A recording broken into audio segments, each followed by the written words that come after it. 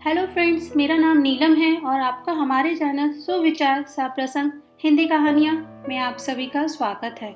आज की कहानी है उधारी तो चुकानी पड़ती है, ये प्रकृति का नियम है। एक सेठ जी बहुत ही दयालु थे, धर्म कर्म में यकीन करते थे। उनके पास जो भी व्यक्ति रुपए उधार मांगने आता वे उसे मना नहीं करते थे। सेठ जी मुनीम को बुलाते और जो उधार मांगने वाला व्यक्ति होता उससे पूछते कि भाई तुम उधार कब लौटाओगे, इस जन्म में या फिर अगले जन्म में। जो लोग ईमानदार होते वो कहते सेठ जी हम तो इसी जन्म में आपका कर्ज चुकता कर देंगे। और कुछ लोग जो ज्यादा चालाक व बेईमान होते वे कहते सेठ जी हम आपका कर्ज अगले जन्म में उतारेंगे। और अपनी चालाकी पर वे मन ही मन खुश होते कि क्या मूर्ख सेठ है, अगले जन्म में उधार वापसी की उम्मीद लगाए बैठा है। ऐसे लोग मुनीम से पहले ही कह देते कि वो अपना कर्ज अगले जन्म में लौटाएंगे और मुनीम भी कभी किसी से कुछ पूछता नहीं था। जो जैसा कह देता मुनीम वैसा ही बही में लिख लेता। एक दिन एक चोर भी सेठ जी के पास उधार मांगने पहुंचा। उसे भी मालूम था कि सेठ अगले जन्म तक के लिए उधार दे देता है।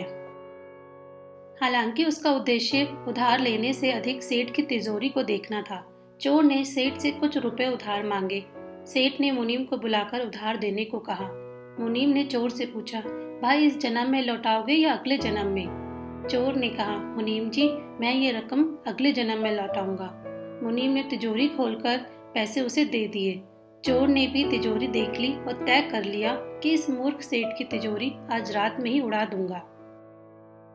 वो रात में सेठ के घर पहुंच गया और वहीं भैंसों के तबेले में छिपकर सेठ के सोने का इंतजार करने लगा। अचानक चोर ने सुना कि भैंसें आपस में बातें कर रही हैं और वो चोर भैंसों की भाषा ठीक से समझ पा रहा है। एक भैंस ने दूसरी भैंस से पूछा, तुम तो आज ही आई हो ना बहन?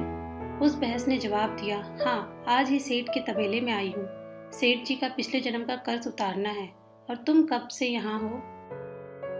उस भैंस ने पलटकर पूछा तो पहली वाली भैंस ने बताया, मुझे तो 3 साल हो गए हैं बहन। मैंने सेठ जी से कर्ज लिया था, यह कहकर कि अगले जन्म में लौटाऊंगी। सेठ से उधार लेने के बाद जब मेरी मृत्यु हो गई तो मैं भैंस बन गई और सेठ के तबेले में चली गई और अब दूध देकर उसका कर्ज उतार रही हूँ। जब तक कर्ज की रकम पूरी नहीं हो जाती तब तक यहीं रहना होगा। चोर ने जब उन भैंसों की बातें सुनी तो होश उड़ गए और वहां बंदी भैंसों की ओर देखने लगा। वो समझ गया कि उधार चुकाना ही पड़ता है, चाहे इस जन्म में या फिर अगले जन्म में उसे चुकाना ही होगा। वह उल्टे पांव सेठ के घर की ओर भागा और जो कर्ज उसने लिया था उसे फटाफट मुनीम को लौटाकर रजिस्टर में अपना नाम कटवा लिया। हम सब इस दुनिया में इसलिए आते हैं क्योंकि हमें किसी से लेना होता है तो किसी को देना भी होता है।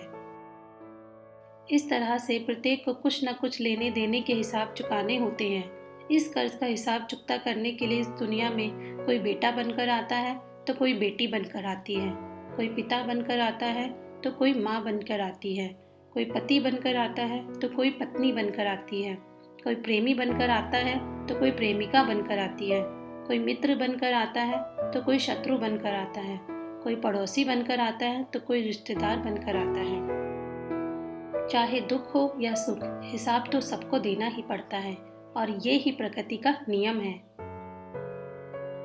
सदैव खुश रहिए। आपको कहानी अच्छी लगी हो तो लाइक, शेयर एंड कमेंट जरूर करें। धन्यवाद।